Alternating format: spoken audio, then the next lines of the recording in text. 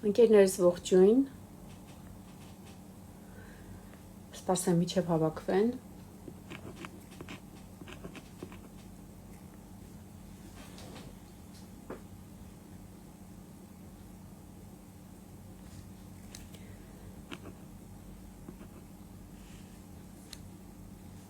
Ողջույն։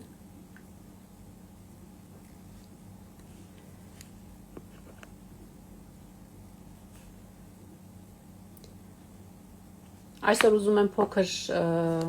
կարճ եթեր ունենամ, մի քանի հարցեր եմ ուզում ձեզ հետ միասին քննարկեմ, քանի որ հարցերը շատ են, այնքան շատ են, որ իրականում տեսանյութերով դա հնարավոր չի լինում տեղադրել ու ուզում եմ հասկանալ ինչ հարցեր կան, որ օրինակ ձեզ ավելի շատ են հետաքրքրում եւ որոնց մասին դուք կուզենաք, որ ես ավելի շատ խոսեմ եւ փորձենք այդ ամենի մասին խոսել արդեն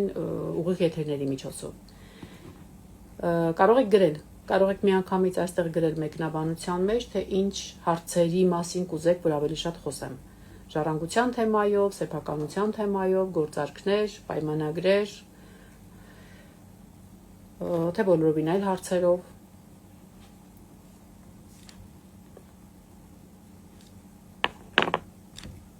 Գրեք, բարև բոլորին։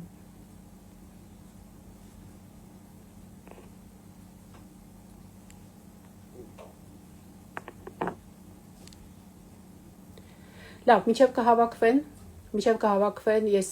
մի քանի բառ խոսեմ կողակցի սեփականության իրավունքից, ինչի մասին, որ կարճ մի քանի տեսանյութերով տեղադրեցի, արդեն իսկ այսօր հրապարակվել է պաշտոնապես, իհարկե ուժի մեջ էր մտնելու հունվարի 1-ից, 2027 թվականի հունվարի 1-ից, բավականին լուրջ մարդկանց մոտ հետաքրքրություն առաջացրեց կողակցի սեփականության իրավունքը, շատերի մոտ դիսոնանս է առաջացրել, թե ինչ է նշանակում, արդյոք վտանգավոր չէ, ողջույն, Նունե ջան։ Պատկերացրեք, ունի եւ իհարկե ռիսկային կողմեր, բայց շատ ավելի ինձ համար կոնկրետ իմ տեսակետով բավականին լավ օրենք է, որովհետեւ շատ դեպքերում, ինչպես նշել եմ, ցավոք շատ գործեր են ունենում, երբ մի ամուսնու մահից հետո ժառանգները մյուս ամուսնու հետ միասին ընդունում են ժառանգությունը, սեփականության իրավունքում ձեռք են բերում համապատասխան բաժիններ, ու որից հետո ցավոք սկսվում է այդ իրենց ցավալի պատմությունները։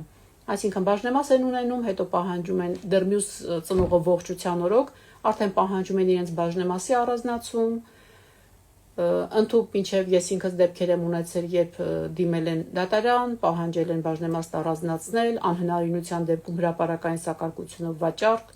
այսինքն այս իմաստով բավականին խնդրահարույց է դառնում մյուս կնոջ կամ ամուսնու վիճակը, որովհետև այո, խնդիր է այդ ամուսնու կամ կնոջ համար, երբ որ հասկանում են, որ արդեն այն տարիքում չեն, որ կարողանան կամ ի վիճակի լինեն դատական պաշտպանությունից օգտվել, եւ ստացվում է, որ իրենց իսկ ժառանգները դիմում են իրենց իսկ դեմ։ Այդ պատճառով այո, ես ինչ որ առումով ողջունում եմ այդ օրենքի ընդունումը, որովհետեւ կողակցի սեփականության իրավունքով ամուսնու բացառիկ սեփականության իրավունքը գրանցվելու դեպքում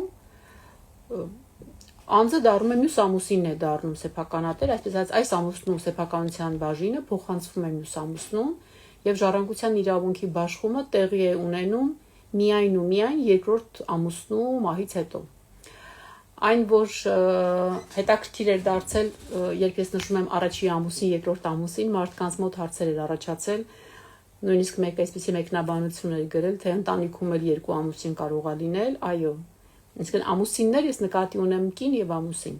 Հիմա եթե կնոջ ժառանգությունն է, ապա անցնում է ամուսնուն, մինչեւ ամուսնու մահից հետո միայն ժառանգությունն է բացվում եւ հակառակը։ Այսինքն իմ տեսակետով այո, դրական ավելի շատ է, քան բացասական կողմերը։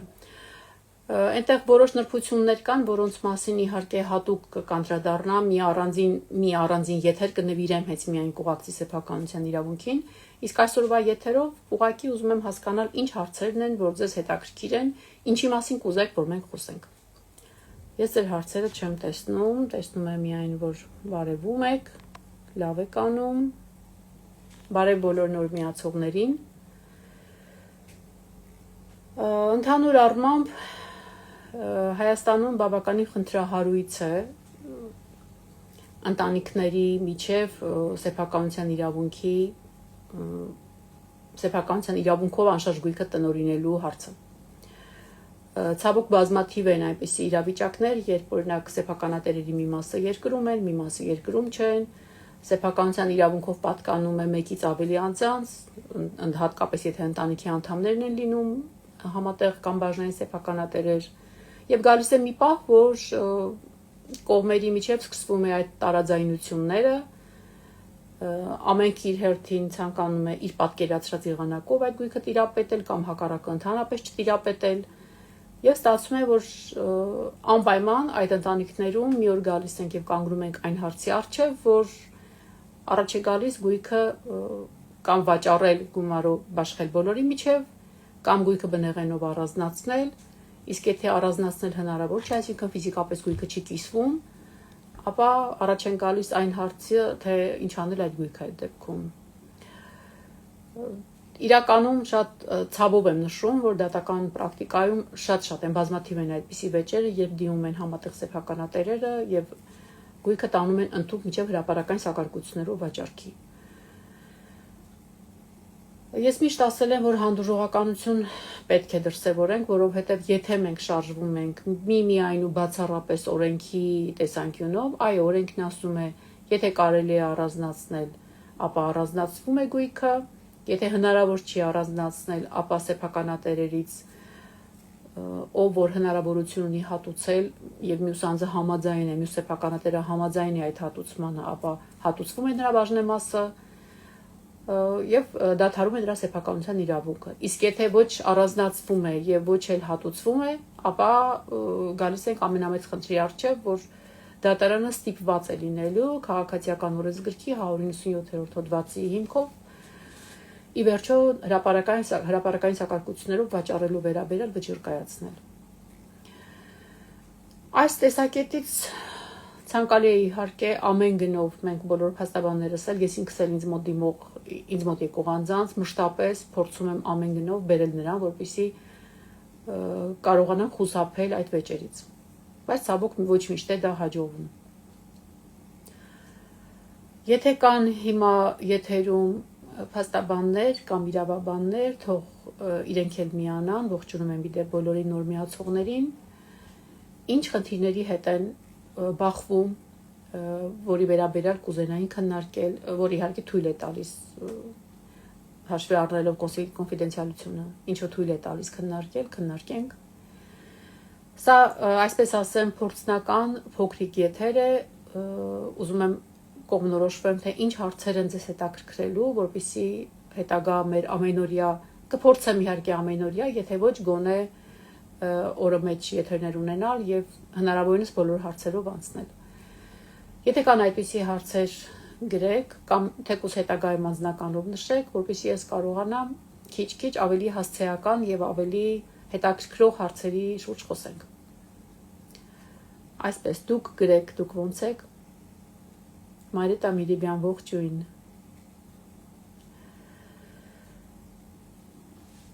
Այսպես առաջիկայում կլինեմ շատ կարճ, հիմա կփորձեմ ամփոփեմ ասելիքս, առաջիկայում կաշխատենք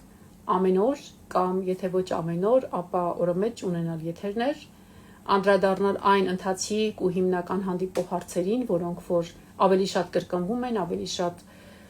հետաքրքրում են մարդկանց եւ այդ հարցերի շուրջ խոսել։ Եթե կլինեն այդպիսի հարցեր, կարող եք գրել մեկնաբանության մեջ, կարող եք ուղարկել անձնական նամակով, ես կհավաքագրեմ եւ կփորձեմ ավելի հաճախ եթերում երևալ։ Եթե հիմա հարցեր չունեք, ուրեմն ես գնում եմ։ Ես կսպասեմ ձեր հարցերին, իհարկե ես ինքս առանձին թեմաներ կհատկացեմ եւ նախապես կգրեմ, թե ինչ թեմաներից են խոսելու, բայց ինձ համար միշտ ցանկալի է, որ լսեմ, թե ինչ է հետաքրքիր մարդկանց։ Ողջույն։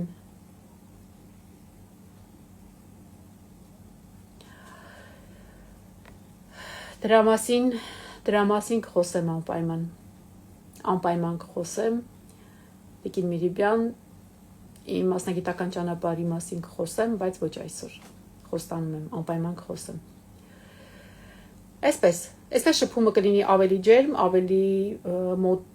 մոտ, ավելի օրգանիկ եւ ավելի ակտուալ, քանի որ հարցեր կան, որ այս պահին են մարդկանց մոտ ծագում եւ ավելի հետաքրքիր է հենց այս պահին լսել հարցը եւ պատասխանել։ Տեսնում եմ շատ ծանոթ դեմքեր։ Ողջույն։ Ես ինչպես նշեցի սկզբում, նաև անպայման մեր երիտասարդ մասնագետները, ովքեր նոր են միայն մուտք գործել փաստաբանության ոլորտ, ովքեր նոր են կամ ցանկանում են դեռևս մտնել փաստաբանության ոլորտ, գիտեն, որ բազմաթիվ խնդիրների հետ են բախվելու, ցավոք դա այդպես է, ցանկացած ճանապարհ հեշտ չէ, եւ իհարկե մեծ սիրով նրանց հետաքրքրող բոլոր հարցերին կանդրադառնանք, հատկապես վստահորդ պաշտպանյալ հարաբերություններին, խորհրդատվությունների կազմակերպմանը, մի շարք հարցեր, որոնք որ երևի թե շատ սկսնակ իրավաբաններ ու փաստաբաններ կուզեին, որ որևէ մեկին անկեղծ տան այդ հարցը եւ անկեղծ ստանան դրա պատասխանը։ Իսկ ինձ մոտ դա կլինի բաց, ինձ մոտ դա կլինի Մարիամ ջան ողջույն։ Ինձ մոտ դա կլինի բաց, ինձ մոտ դա կլինի անմիջական եւ ուղիղ պատասխաններ եւ կարծում եմ դրանով մենք շատ օգուտ կտանք մեր երիտասարդ մասնագետներին։ Գոռ Աբրամյան ողջույն։ Այսպես, կարծում եմ, որ հետաքրքիր կլինի ինձ մոտ կանդրադառնանք շատ հարցերի, կշոշափենք իհարկե սեփականության վերաբերող հարցեր, պայմանագրային, ժառանգության, գործարքներ, քրեական հարցեր, եթե կհետաքրքրեն եւ առավելապես ես կուզենամ անդրադառնալ, ինչպես նշեցի արդեն, այն երիտասարդ իրավաբաններին, ովքեր որ ունեն ավագ մասնագետի եւ ավագ խորհրդատուի գործընկերոջ կարիք, քանի որ ես ինքս ժամանակին ունեցել եմ այդպիսի կարիք եւ ինձ իմ ավագ գործընկերները շատ են օգնել, որի համար շատ շնորհակալ եմ։ Գաղտնիք չէ, օրինակ, որոնցից մեկը Ալումյան Հայկն էր, մեր ինձ շատ հարգելի, շատ հարգարժան։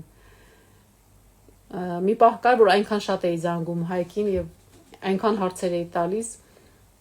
շատ է եղել, բազմաթիվ անգամներ եղել են, երբ գիտեմ, որ Հայկը օրինակ մեքենա է վարում, ընթացքում է եղել, նույնիսկ ընթացքը կանգնեցրել է, իր ասելիքը ասել է, ինձ կարճ ուղղորդել է, որից հետո միայն շարունակել է։ Եվ դա չի մոռացվում, եւ ես կարծում եմ, որ այդ ավանդույթը պետք է շարունակվի, որովհետեւ եթե մենք չլինենք մեր երիտասարդ մասնագետների կողքին, ապա ուղղակի չի զարգանա, մեր ոլորտը չի զարգանա։ Գորջան հարգանքներս։ Այդպես որ սիրով կսպասեմ ձեզ, կփորձեմ հնարավորինս, եթե շատ հոգնած չլինեմ, օրական խորհրդատվություններս բազմաթիվ են, հոգնում եմ իրականում, բայց քանի որ ինձ շատ սիրելի զբաղմունք է, այդպես երբեմն ուղղակի հաճույքով որովհետեւ մեջ մի քանի խորհրդատվություններ անցնում եմ,